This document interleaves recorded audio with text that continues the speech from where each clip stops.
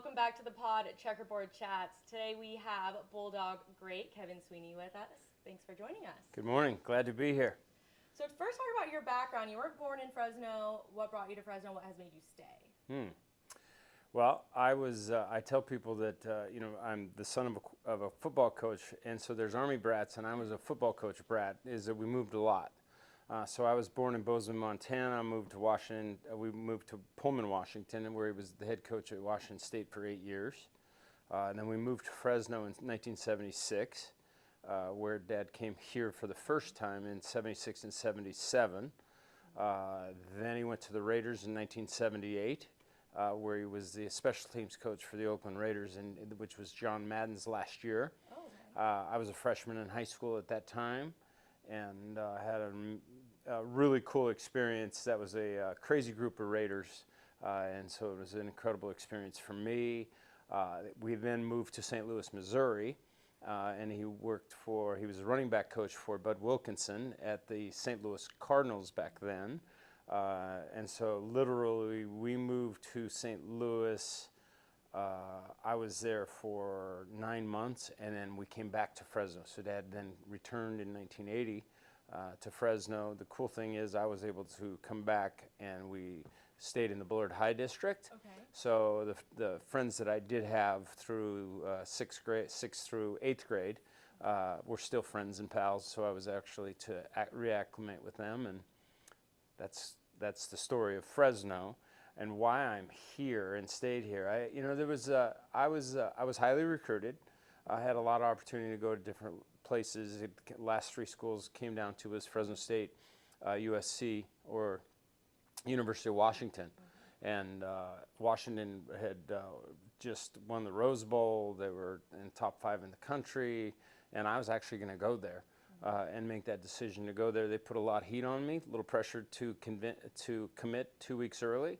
I wasn't ready to quite do that, and to tell the story that my dad, that I'm not going to go play for him. Yeah. And it was a lot of it's a lot of pressure that people don't necessarily understand. And I think the Shador and Dion is the first time in 40 years that a head coach and a quarterback had been able to coexist together and win. Yeah. And so kudos to my dad for that, and kudos to me as well to have the courage to make that decision. Absolutely. So you were the son of a coach. But what are your first memories of football that stand out to you? So being the son of a coach, I was a football rat too. So I literally, probably from the age of 6 on, Pullman, Washington is a relatively small town. It's a college town, and so I would walk to football practice every day. People knew me. I'm the youngest of 9 children. I was the 9th child. At the time we had a baby that passed away before me, but I was the 9th child. So I had 4. I think I had 3 or 4 at my time in Pullman that all were already at Wazoo going to school there. Really? So when I'd walk by campus, I'd go by sorority house. I kind of knew everybody, and so I spent a lot of time with that. And then kind of a unique story. I think that for me is that there were 3 young kids that were 4 years older than me, and one being John Elway. And so I grew up with John, spent 4 years growing up with John. There's a guy named Sam Jankovic, and so his son was Sammy Jr., and then another guy who was a gentleman who was the athletic director, and his name was Ray Nagel, and so Scott Nagel. So I ran around a lot with 3 dudes that were a lot older. They were 10, 11, and 12, and I was 6, 7, 8, and 9. And so I always felt like I was a tackling dummy, and there's many stories of that, of perhaps that created some of my toughness, along with having on you a little bit. along with the fact that I had 2 older brothers as well, and 5 sisters that would keep me in line when I needed to be. When did you decide that the quarterback position was for you? When I was I could always throw. So I've been throwing a football and hanging around with kickers and punters during practice, and I couldn't be in the drills with the quarterbacks when I was a kid, but I could go back and catch kicks. I could go back and shag balls, and then I'm chucking a football as a young man, as a kid, literally. So I did play when I played Pop Warner. I played tight end and I played linebacker as well.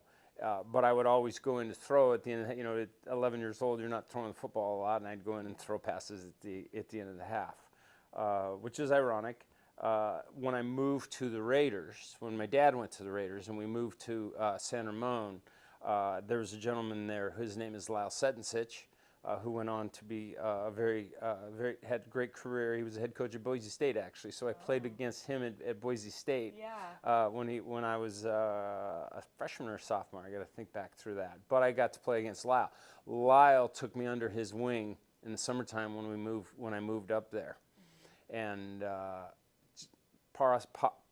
part of it probably was, okay, your dad coaches the Raiders, what do you do?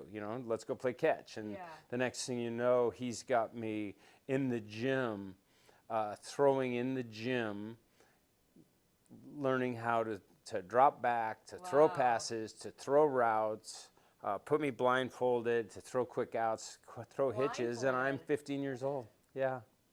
So talking about the quarterback position, take us through the scrutiny that you get all the glory, right? And you get the natural leadership position that comes with it. But what about the scrutiny?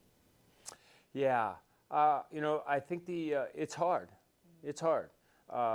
My senior year, when we set the record, I could hear the boos.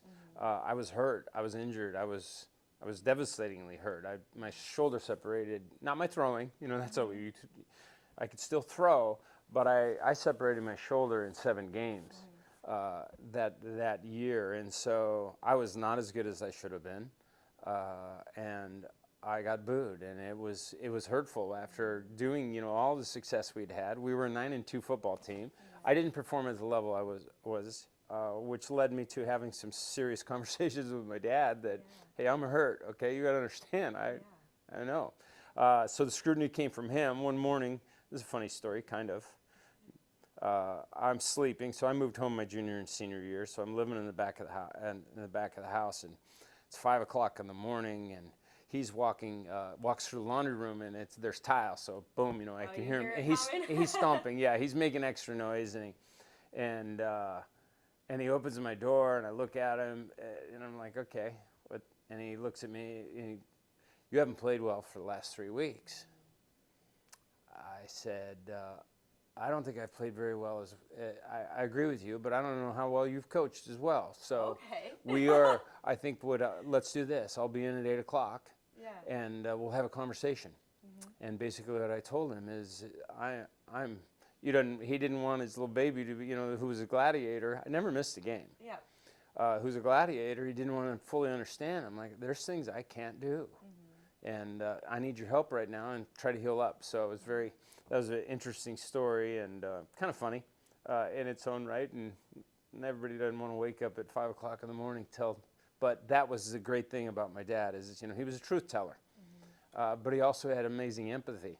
And so once he realized to the depth of the injury and how difficult it was, I literally could not hand the ball off with my left hand. Because if I'd put the ball, and then they'd take my arm, it would tug my arm. Didn't dislocate it ever, but it came, it was loose. So I think there's just some great things that happen in life. And one of my dad's great quotes was, there is no growth without confrontation. And so sometimes you have to be the confronter to begin conversation to how to get better or to how to solve problems. How did you and your dad separate that relationship, the coach from dad? Yeah, that was it's a very interesting time to think about. As I already basically said, it's an interesting dynamic, and it hasn't happened very often. And I knew his voice, and he knew mine. The reality of it is, and so he'd be up in that tower, and me yelling at me, and get your arm up or do this and that, and I'm like, just whisper under my breath to my coach, Rich Olson. He's like, I don't think he can throw a football, so why is he telling me how to throw one? It just became a learn deal. As I look back and reflect back, I probably I was too tough for my own good. And so I took some hits at times, probably the fact that I was a coach's kid, to either from an opponent standpoint. We'd play against Hawaii and UNLV, and they'd trash talk and daddy boy me all the time. And it was sometimes, there was a couple games where I actually got verbally abused more than I did physically abused. And unfortunately, 1 year against UNLV, it was both. Yeah. It was both. It was the only game that I actually, they took me out. And I was all, and I kind of was, he's like, I think he even asked, he said, I think you need to take a seat. And I was like, oh my gosh, thank you, because I felt like I went through 12 rounds with Muhammad Ali. Really? Yeah. So your 1985 team, a great team, obviously. But besides talent and coaching, what makes a good team a good team? I think it's very simple. And sorry, I'm Jim Sweeney's kid, but I played for Jim Sweeney, and he talked about being a fist, and you're only as strong as your weakest link. And so if I have a fist and I make this fist, and you have people not following order, and you do this, it's going to crumble. And so you have to have common goals, and you have to have those characteristics of what it takes for common goals. And so it was so cool to get back with the '85 team, 11-0-1. Tied Hawaii, and people were like, Hawaii then was an outstanding football team. I think they probably had 6 or 7 players going to the NFL off of that team. They were 2 of the brothers, the Nogas, who verbally abused me, were there. But what happened was in 1984, we went out and we were 5-0. And ironically, we went to play Hawaii. And we get out in Hawaii, and it's hard to play in Hawaii because the time, you're playing at 7 o'clock or 8 o'clock, and our biological time is 11 o'clock at night. And then you come out at halftime, it's 2 o'clock in the morning. It's a tough place to play. And it was kind of ironic and good on their behalf, but they played Hawaii 5-0. Yeah. Oh, they did? Yes. Kind of ironic. Yes. And so they beat us there. So we were 5-1. Then we came back and beat Utah State, crushed them 59 to something, maybe 59 to 7. Then we lost our last 5 games. And it was horrible. We couldn't run the football. We had just decimated by injury. I was getting killed, physically killed. And it just was not a good ending of a season. And so that's when we learned another Jim Sweeneyism was when you win, you get the feeling of exhilaration. When you lose, you get the feeling of resolve to never lose again. And so that became the mantra of all the leaders of that team. And we were young. That was my sophomore year. That's relatively young at times. I think players today are so more well equipped to play early because they're so focused in on one sport. They make that decision. But we were a young football team. We became a team that became a fist. And, our goal was to win the conference. And then our goal was to do this. And then to go to the California Bowl. And at that time, the only bowl we got to go to was the California Bowl. That was it. That was it. So it was pretty awesome to come down then to in the last 2 teams that were the only undefeated teams in college football. It doesn't happen very often. Nick Saban just said 2 weeks ago, he said, we won 7 championships at Alabama, and only 1 out of the 7 were we undefeated. So it's really hard to go do that. And so it just was a bunch of guys with great leaders, with great coaches that were committed to doing the things and staying together as a fist.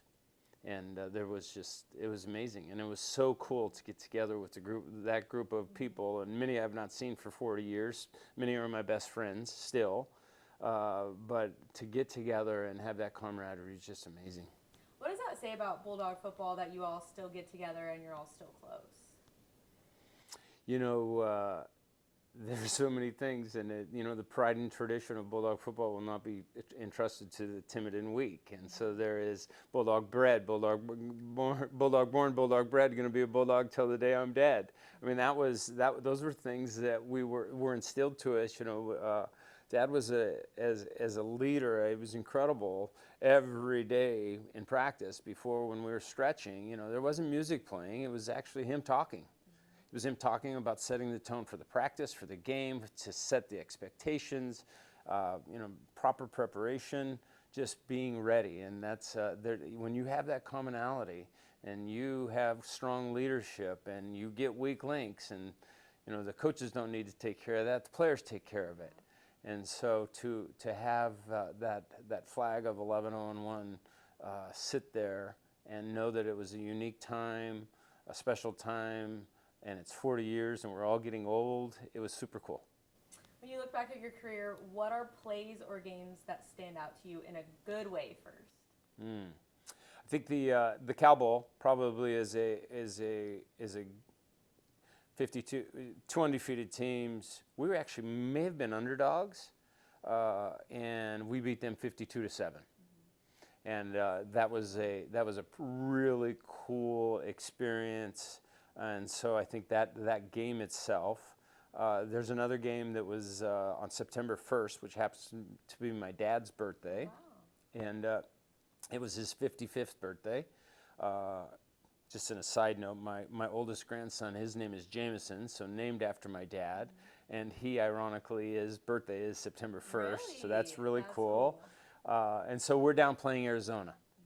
And we're down, and the night before the game is you go out on the field. You've done it. You travel with the team, and you're walking off the field, and all of a sudden, Dad starts chanting, 55,000 disappointed fans. 55,000 disappointed fans. Cool. So we're walking off as a team, not chanting, but quietly, almost in a military kind of stand. 55,000 disappointed fans. And so that got us all ready for an exciting game. We go down, score, take the lead in the game. They go score. Arizona scores. I don't remember exactly what the exact score was, but they go up, 23-20. And there's 35, 40 seconds left to go in the game. And they kick it off, and you're in altitude, Arizona, a little bit. So they kick it off in the end zone. We got the ball on the 20-yard line, and they take the first snap. I drop back to pass. They're playing prevent defense, so I start to run up the middle of the field. They then begin to attack me. Then I start running across to the out of bounds towards my dad, and I can hear him yelling, "Throw it away! Throw it away! Do something! Do something! Throw it away!" And so then now I keep going, and then I take a few more steps back, and now they're all coming on me, and the next thing you know, there's Vince Weston. So I throw it to Vince Weston, and he catches the ball about the 50-yard line.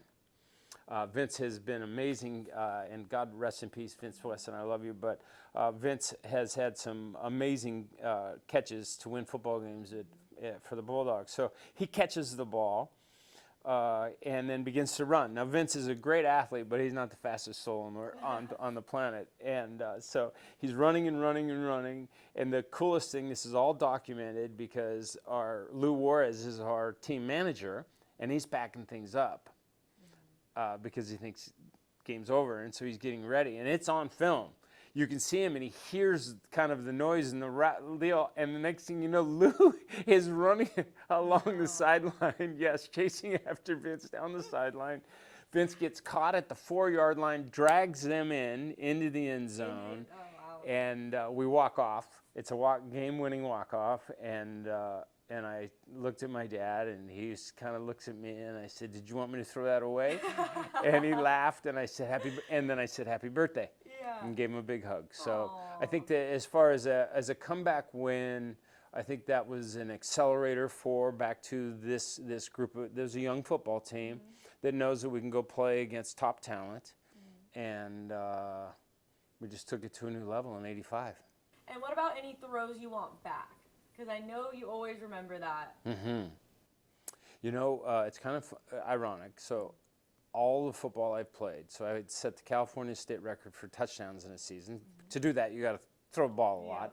I set the NCAA record for career passing yards.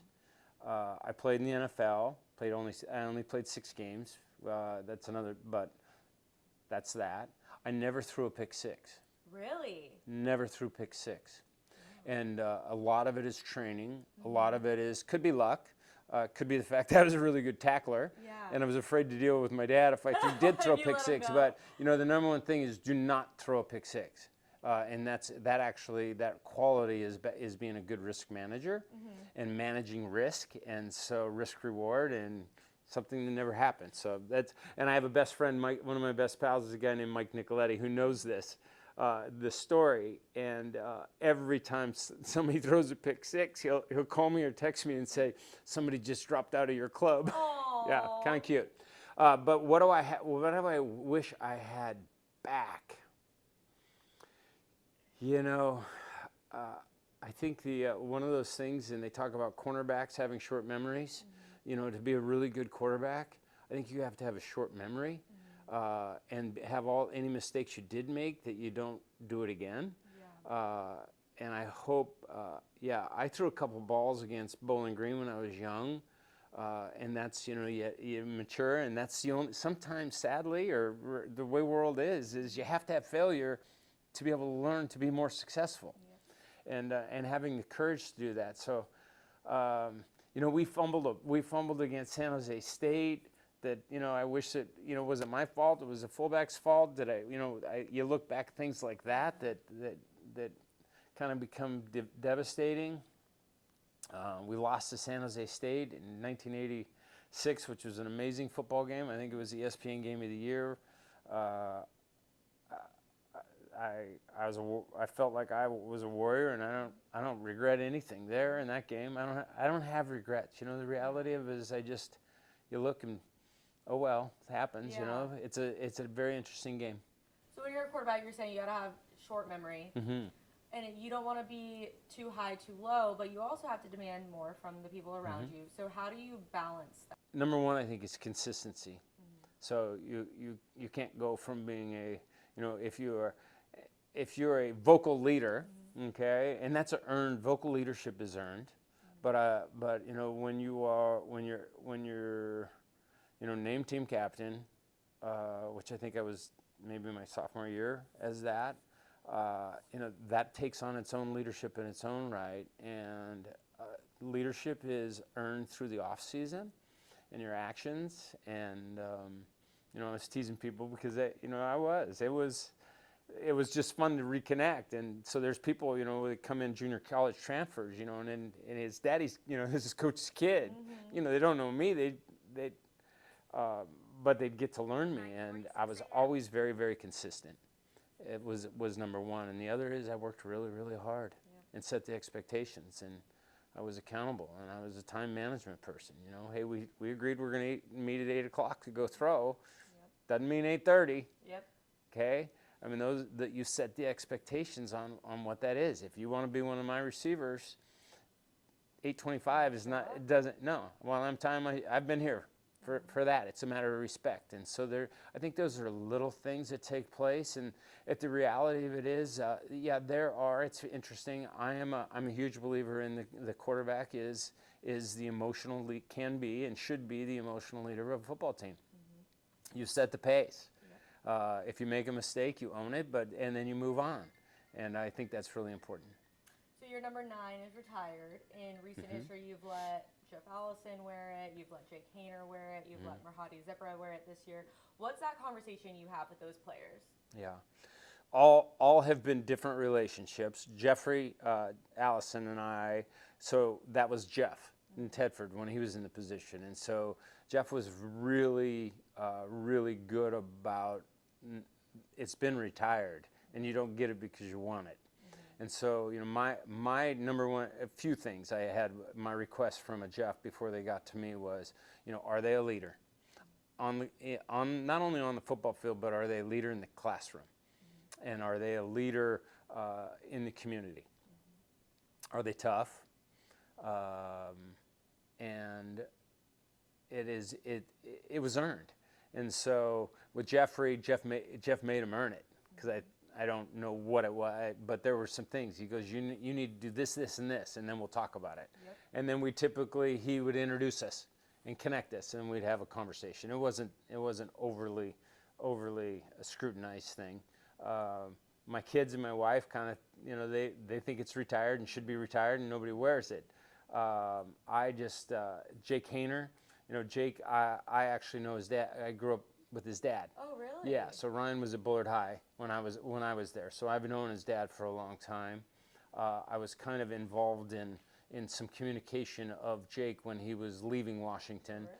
To help connect a little bit, and so the Jake piece was really cool, and he, I think, wore that as a badge of honor and a badge of setting his bar higher as a good motivation of carrying on that number 9 legacy. Travis Brown wore it, which was Travis and as well, and so that was a no-brainer because the Brown family, I'm so close to him. Jordan, the youngest of the Browns, is like a third son to me. And then this one, actually, Coach Entz and I were trying to talk. This is Sonny now wearing it, and we had never connected. And so I happened to meet Sonny at the kickoff dinner, and he said, "Hey, Coach had talked to you about maybe wearing number 9," and I was like, I really, I didn't want to bust the coat, but we really hadn't connected. Sonny's a business major. He plays D-line. He's a great leader. The fact that he is moved from tight end, came here to be a tight end, and then transitioned to defensive line. It took a handshake. Really, I loved his enthusiasm. Didn't even ask him why he wanted 9. He's carrying on that, and we've begun to develop a relationship, and I look forward to becoming more of a mentor to him when he gets out of school or transitions into the business world. What does that mean to you to still be around the program to mentor the players? It's kind of an interesting thing. It's been a long time. And so, mentor who? It's me teasing you about 1985. You were minus 20 years old. But it was,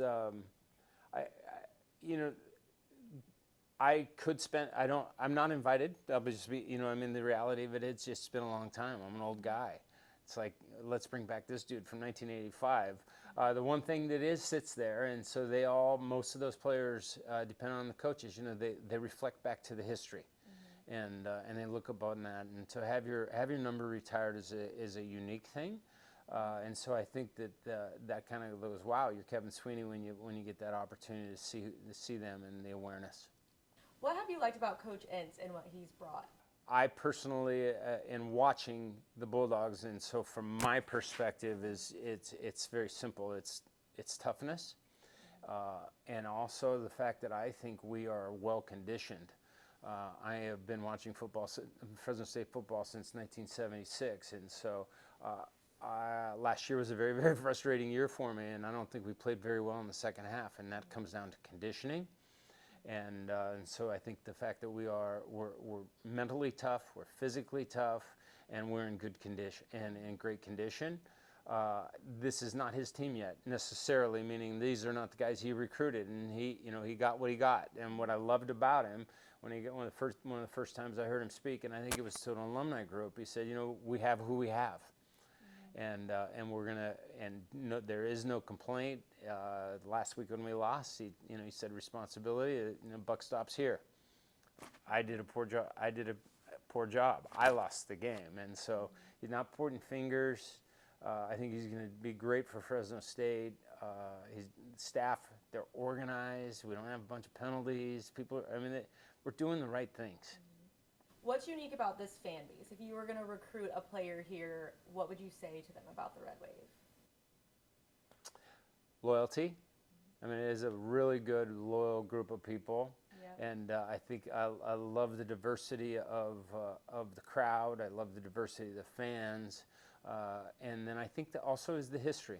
The Red Wave and winning solves a lot of issues and problems. And so when you win, more fans show up, and there becomes more excitement and more enthusiasm. And so, for Coach Entz, and I text him congrats on win 1, win 2, win 3, and then I've stopped texting him because it's like I think he has high expectations of winning, and he's got a career path that has won. The other thing I love about him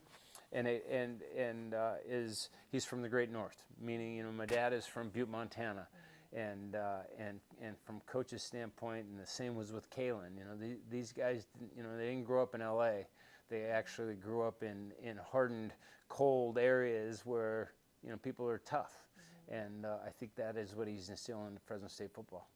What's the standard of toughness for Bulldog football? I think it comes back to conditioning. So, you know, if you can be the toughest cat in the world, but if you're not well conditioned, you're going to wear yourself down.